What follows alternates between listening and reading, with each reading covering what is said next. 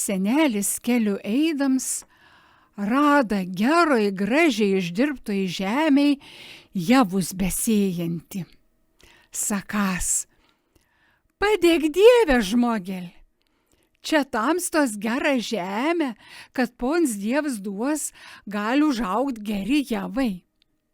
Bagočius atsakęs, kas tau darba, seni? Tokioj žemėje žinau, kad čia ir be pona Dievą davimą užaugs. Par to bagočiaus dirvą tas senelis nuėjęs toliau. Toliau beeidams radęs pavargelį, besėjantį blogoj žemėj, menkai išdirbtoj, sakas. Padėk Dieve, žmogel, tava menka žemelą, kažin ar užaugs kažčion. Pavargelis atsakęs, dėkui, senel, kad pons Dievs duos ir užaugs. Po to sušnekimas senelis nuėjęs savais keliais.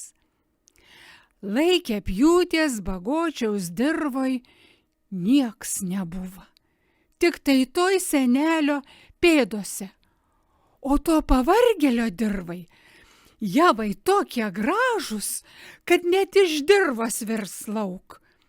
Tas bagočius sakęs, kad čia būčiau žinojęs, kad tas toks senis, aš jį būčiau užčiupros po visą savo dirvą išvalkiojęs, tai būt man viso gerai javai. Šiaurės Lietuvos pasakos surinka Matas Lančiauskas, paskaitė Sofija Jonaitytė. Apie žmonės į jų būdą. Matyta. Taigi visi Adomo vaikai.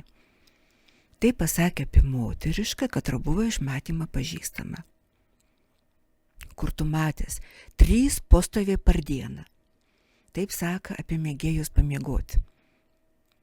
Nieka čia gera, tik tai pamonys toks, tik tai pamonys. Saka apie reklamą. Įsipirša, kai velnsi kūmus. Saka, kai kas nors labai įkyriai siūlinas.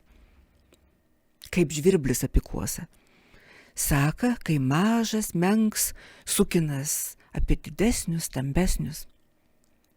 Apie valdžią ir politiką. Pastatė vilką avių ganyti. Kitaip sakant, paskyrė suktą vadovą. Tie nukeikti, dabar dai tuos nukeiks.